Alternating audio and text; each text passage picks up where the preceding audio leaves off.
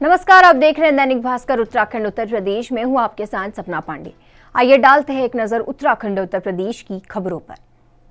भाजपा की विजय संकल्प यात्रा का मसूरी पहुंचने पर हुआ भव्य स्वागत।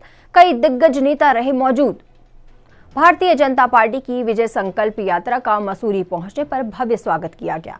इस दौरान यात्रा में भाजपा के दिग्गज नेता शौर्य डोभाल, सांसद अजय टमटा, टिहरी सांसद माला राज्य लक्ष्मी शाह, कैबिनेट मंत्री गणेश जोशी, अनुसूचित जाति राष्ट्रीय मोर्चा के अध्यक्ष लाल सिंह आर्य मौजूद रहे। इस अवसर पर भाजपा के नेता शौर्य डोभाल ने कहा कि भाजपा प्रदेश में स्थायी सरकार देना चाहती है और इस बार 60 पार का लक्ष्य रखा गया है, जिसको पूरा किया जाएगा। मसूरी से अजीत कुमार सिंह की रिपोर्ट। देना चाह रहे हैं और क्या आप इस यात्रा के माध्यम से आपको क्या व्यापक समर्थन मिल रहा है? उत्तराखंड राज्य के अंदर विजय संकल्प यात्रा 2 चरणों में हुई है, गढ़वाल और कुमाऊं के। गढ़वाल में हमने हरिद्वार से यात्रा को शुभारंभ किया और कुमाऊं में कुमाऊं के बागनाथ के पवित्र स्थान बागेश्वर से शुरुआत किया। अल्मोड़ा, पिथौरागढ़, बागेश्वर, चंपावत होते हुए नैनीताल और उधम सिंह नगर में यात्रा चल रही है और यहाँ भी टिहरी में अब ये मसूरी होते हुए टिहरी जा रही है। बहुत व्यापक संपर्क है और जिस प्रकार का उत्साह आम जनमानस में और कार्यकर्ताओं के अंदर आया है और उसी के माध्यम से हम लोग ये बताना चाहते हैं कि जो हमारा संकल्प है कि अब की बार 60 पार, उसको वास्तव में हम लोग पार करेंगे। क्योंकि मैंने पिछली बार की आकलन किया कि हम 57 सीट पे आए थे और कई सीटें हमारी करीब 12 सीटें ऐसी थी जो 200 से लेकर 2000 के बीच में हम लोगों ने उस पर हार हुई है। तो उसको हमने कवर अप किया है। पार्टी संगठन का भी काम है और केंद्र और राज्य सरकार के डबल इंजन का काम भी है और उसका कमाल अब दिखेगा आने वाले जनमानस। एक लास्ट सवाल है, बारिश हो रही है, कांग्रेस कह रही डबल इंजन सरकार उत्तराखंड में भी फेल हो गई है। नहीं, कांग्रेस के कहने नहीं, कांग्रेस वो दिल से नहीं कह रहे हैं। दिल से वो ये मान रहे हैं कि काश हमको भी ये मौका, हमको भी सरकार ने इतने समय दिया। केंद्र में लगभग 54 साल तक कांग्रेस के एक ही परिवार का राज रहा। प्रदेश में भी बहुत अवसर मिला है। अब उनको एहसास होने लगा है कि वास्तव में जनता के काम को हमने किया होता तो हमारी हालत ये नहीं होती और आने वाले समय में उनको ये मालूम है कि हमारी हालत बहुत पतली है।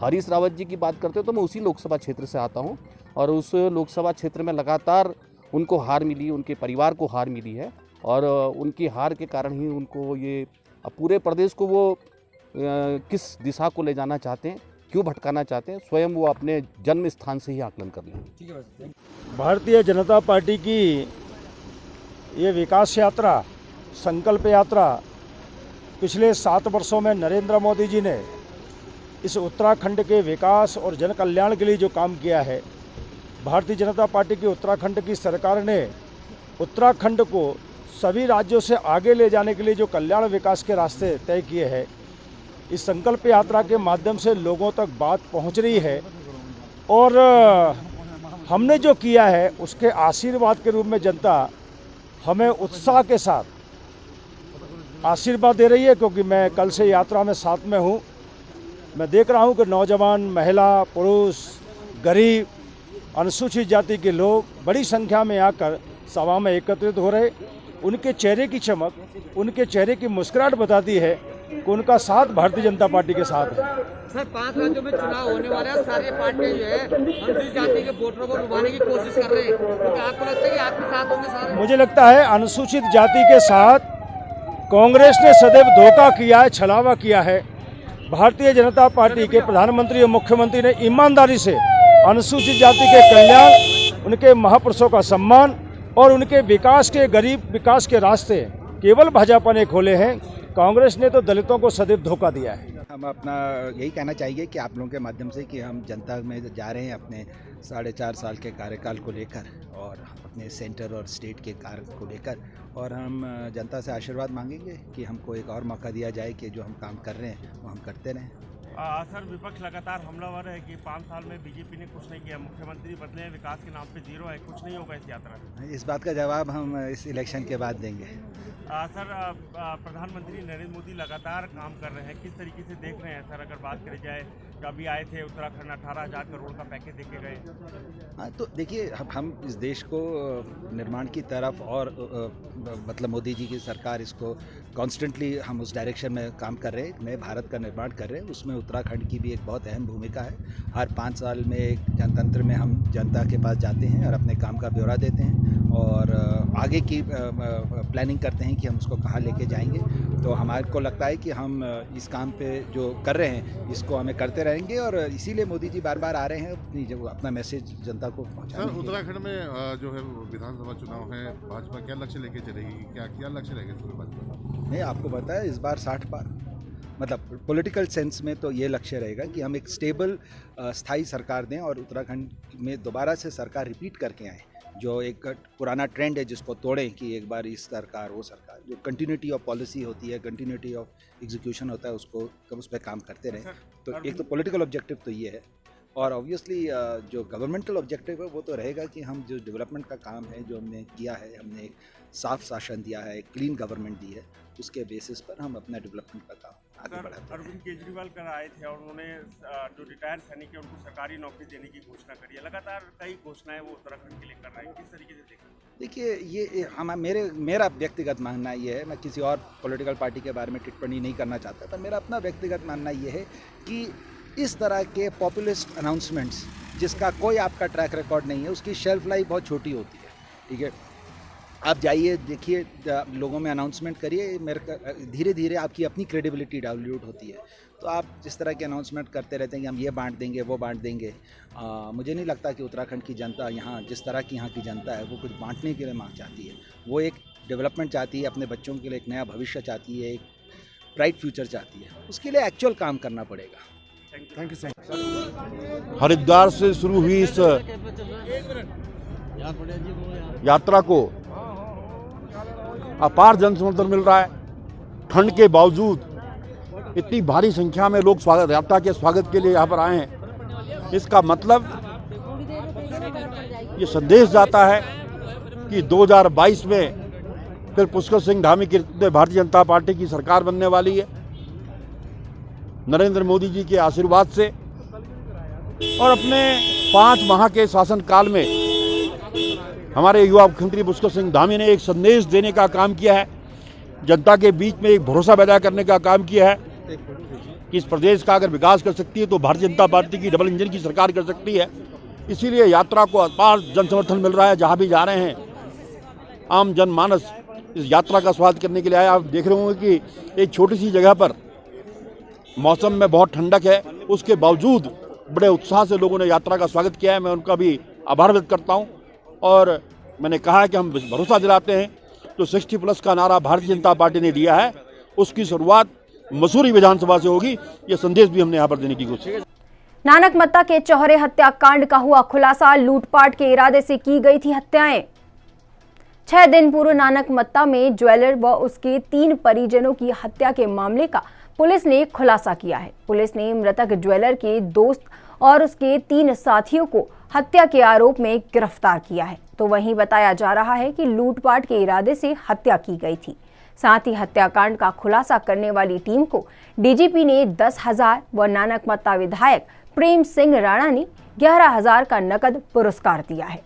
नानकमत्ता से केदार सोनकर की रिपोर्ट। 4 लोग इन्वॉल्व थे। 4 में से इनका जो सरगना है रानू रस्तोगी है, उसके साथ साथ विवेक और राहुल, इन दोनों को अरेस्ट हमने कर लिया है। सचिन सक्सेना जो है, एक इसका क्रिमिनल बैकग्राउंड है। यूपी में इसके विरुद्ध लूट, मर्डर, गैंगस्टर एक्ट और 25 आर्म्स एक्ट के तहत मुकदमा पंजीकृत किया जा चुका है।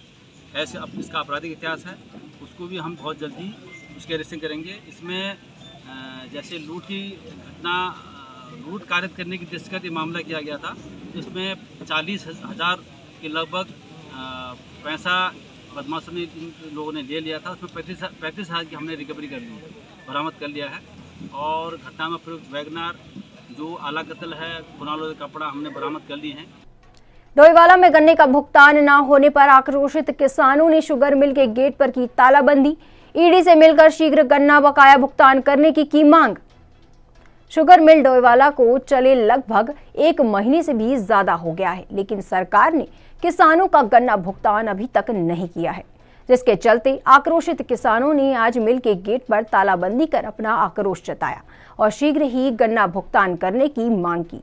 डोईवाला से जावेद हुसैन की रिपोर्ट। वहाँ होने को है और हम लोगों ने इसके तहत हमने का जो नियम है जो 14 दिन के अंदर भुगतान हो जाना चाहिए, नहीं तो 15 दिन से 7.5% ब्याज सहित किसानों को देना पड़ता है।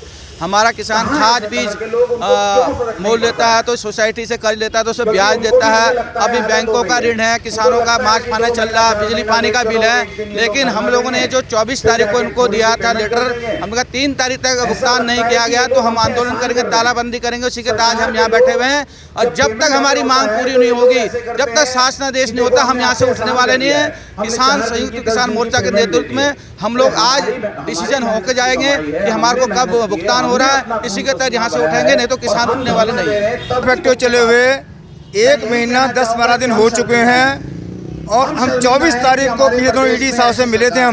हमने कहा था गन्ने का भुगतान हमारा क्यों नहीं हो पा रहा है, तो ईडी साहब ने कहा कि जो गारंटी होती है सरकार ने देनी होती है वो गारंटी सरकार ने अभी तक उसमें साइन नहीं किए हैं, इस वजह से हम पेमेंट नहीं दे पा रहे हैं। जो हमने चीनी की बोरी बैंक में हमने जो रखनी थी वो हम नहीं कर पाए उस गारंटी देने की वजह से, और उसी को हमने आज 4 तारीख का जो हमने इन्हें चेतावनी दी थी, अगर 4 तारीख तक हमारे भुगतान की कोई व्यवस्था ना हो पाई तो हम 4 तारीख को शुगर फैक्ट्री गेट पे ताला लगाएंगे। उसी क्रम में आज हम किसान यहाँ इकट्ठे हुए हैं और आज शुगर फैक्ट्री को ताला लगा दिया है, और जब तक हमारा पेमेंट की कोई व्यवस्था नहीं हो पाती या कोई यहाँ आके कोई इनका उच्च अधिकारी हमें नहीं बताता कि गन्ना जो भुगतान है उसके बारे में कैसे भुगतान करेंगे, हम इस धरने पे बैठे रहेंगे और चाहे हमें रात दिन या भूख हड़ताल बैठना तो हम बैठेंगे। जसपुर में लकड़ी मंडी व्यापारी बैठे हड़ताल पर 18% जीएसटी लगाने का किया विरोध। लकड़ी के व्यापार के लिए जाना जाने वाला जनपद उधम सिंह नगर के जसपुर क्षेत्र में आज लकड़ी मंडी व्यापारी अपनी मांगों को लेकर हड़ताल पर बैठे हैं। वहीं उन्होंने मंडी शुल्क में 18% जीएसटी को लेकर इसका विरोध किया और अपनी मांगों को लेकर उपजिलाधिकारी जसपुर को ज्ञापन दिया।